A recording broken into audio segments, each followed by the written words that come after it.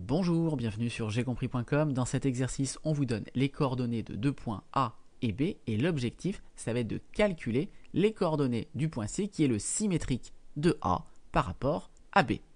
L'intérêt ici, c'est de vérifier que vous êtes capable d'utiliser les formules du cours de géométrie dans un repère pour résoudre un nouveau problème. Comme d'habitude, dans un premier temps, je vous laisse faire pause, réfléchissez bien et on se retrouve juste après pour la correction. Allez, on corrige. Donc première chose très importante à comprendre dans cet exercice, dire que C est le symétrique de A par rapport à B, cela signifie que mes points ABC, ils se trouvent dans cette configuration. Donc on a bien A et C ici sur ce schéma qui sont symétriques par rapport à B.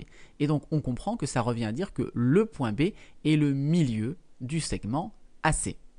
Donc c'est ce que j'ai écrit ici, dire que C est le symétrique de A par rapport à B revient à dire que B est le milieu du segment AC. Deuxième idée importante, vous savez que dans le cours, vous avez une formule qui permet de trouver les coordonnées du milieu d'un segment. Je vous l'ai rappelé ici. Et d'habitude, en exercice, vous connaissez les coordonnées des extrémités et vous cherchez les coordonnées du milieu. Mais ici, ce n'est pas le cas. Ici, on connaît les coordonnées d'une extrémité, les coordonnées du milieu et on cherche les coordonnées de l'autre extrémité. Et bien, grâce à cette formule, on va voir qu'on va trouver des relations entre les coordonnées de A, de B et de C et qu'on va quand même réussir à trouver les coordonnées de C. Donc, on va écrire nos formules pour avoir l'abscisse du milieu. Notre formule, elle nous dit qu'il faut faire la moyenne des abscisses des extrémités. Ici, les extrémités, c'est A et C. Donc, pour avoir l'abscisse du milieu, eh bien, je fais XA plus XC divisé par 2.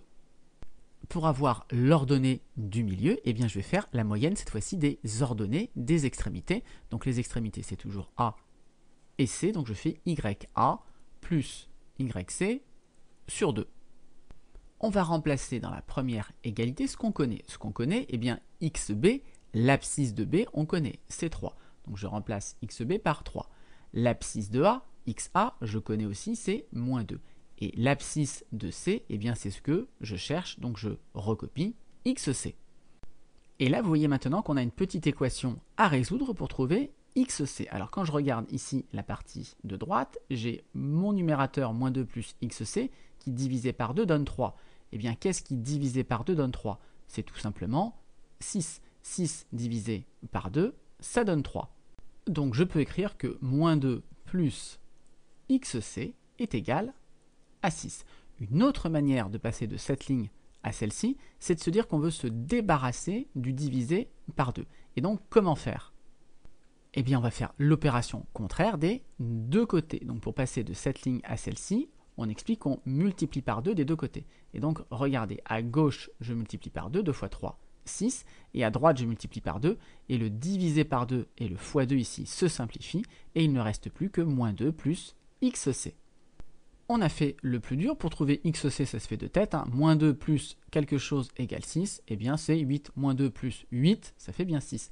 Donc, XC est égal à 8.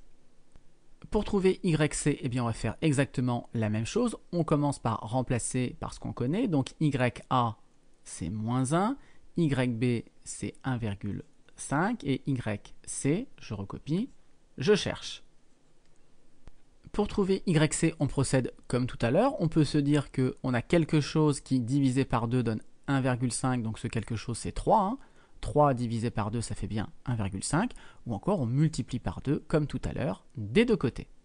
On trouve donc que moins 1 plus YC, c'est égal à 3. Et donc, moins 1 plus quelque chose qui donne 3, eh bien c'est 4. 4 plus moins 1, ça donne bien 3. Donc, j'ai YC qui est égal à 4. Pour terminer, on peut vérifier sur un dessin que tout ça est cohérent. Donc j'ai placé dans un repère les points A et B. Et si je place le point C d'abscisse 8 et d'ordonnée 4 ici, eh bien on a effectivement l'impression que C est le symétrique de A par rapport à B, puisque B a l'air d'être au milieu du segment AC. Voilà, c'est tout pour cette vidéo. Comme d'habitude, si vous l'avez appréciée, eh bien n'hésitez pas à la partager et à la liker.